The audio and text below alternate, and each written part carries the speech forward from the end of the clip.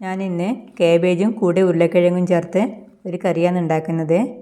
കറി ഉണ്ടാക്കാനായി ഒരു കഷ്ണം കാബേജ്, ഒരു തക്കാളി, ഒരു സവാള, ചെറിയ 2 ഉരുളക്കിഴങ്ങും എടുത്തിട്ടുണ്ട്. ഇനി ഇതെല്ലാം ചെറിയ ചതുര കഷ്ണങ്ങളാക്കി മുറിച്ചെടുക്കണം. ഇതിൽ ഉരുളക്കിഴങ്ങ് പുഴുങ്ങിയ ശേഷം തോല് കളഞ്ഞ് കഷ്ണങ്ങളാക്കി എടുത്താൽ മതി. സവാളയും തക്കാളിയും കാബേജും ഒക്കെ ചതുര കഷ്ണങ്ങളാക്കി അരിഞ്ഞെടുത്തിട്ടുണ്ട്. ചെറിയ കഷ്ണങ്ങളായി തന്നെയാണ് അരിഞ്ഞത്. അതുപോലെ ഉരുളക്കിഴങ്ങും പുഴുങ്ങി കഷ്ണങ്ങളാക്കി എടുത്തിട്ടുണ്ട്.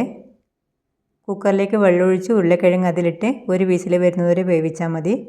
കൂടുതൽ വിസിൽ വന്നാൽ ഉടഞ്ഞു പോകും. ഇനി ഒരു കട്ടിയുള്ള പാത്രം അടുപ്പത്ത് വെച്ച് കൊടുത്ത് പാത്രം ചൂടായാൽ കുറച്ച് എണ്ണ ഒഴിച്ചു കൊടുക്കാം.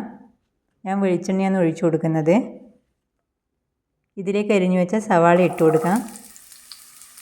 ഇനി ഇതൊന്ന് ചെറുതായി വഴറ്റിയെടുക്കണം.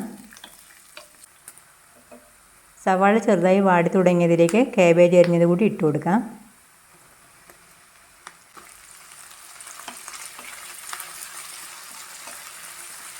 ഇതൊരു 2 മിനിറ്റ് വാട്ടിയെടുത്താൽ മതി. ഇപ്പോൾ പാകത്തിന് വാടി വന്നിട്ടുണ്ട്. ഇനി ഇതിലേക്ക് 1/4 ടീസ്പൂൺ മഞ്ഞൾപ്പൊടി ചേർത്ത് കൊടുക്കാം.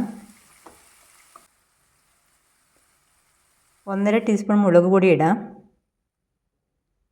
മുളക് പൊടിയൊക്കെ എരിവിനനുസരിച്ച് ചേർത്താൽ മതി. ഇനി 2 തണ്ട് കറിവേപ്പില കൂടി ഇതിലേക്ക് ചേർത്ത് വഴറ്റിയെടുക്കാം. പൊടികളെല്ലാം കൂടി ഒന്ന് മൂത്ത് വന്നാൽ മതി. ഇനി ഇതിലേക്ക് അരിഞ്ഞു വെച്ച തക്കാളി കൂടി ഇട്ട് കൊടുക്കാം. തക്കാളി ചേർത്ത് ചെറുതായി ഒന്ന് വാട്ടിയെടുക്കണം.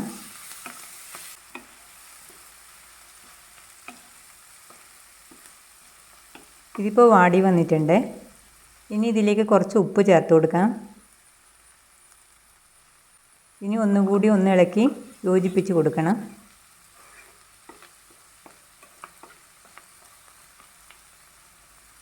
ഇതിലേക്ക് ഇനി കുറച്ച് വെള്ളം കൂടി ഒഴിച്ചു കൊടുക്കാം. ഇനി ഇതൊന്ന് അടച്ചു വെച്ച് വേവിച്ചെടുക്കണം.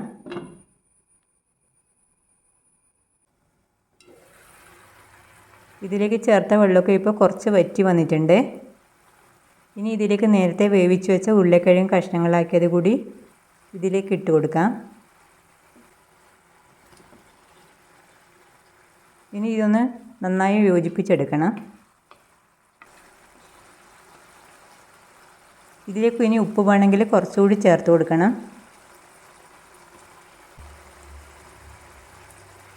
ഒന്നുകൂടി ഇളക്കി യോജിപ്പിച്ച് കൊടുക്കാം.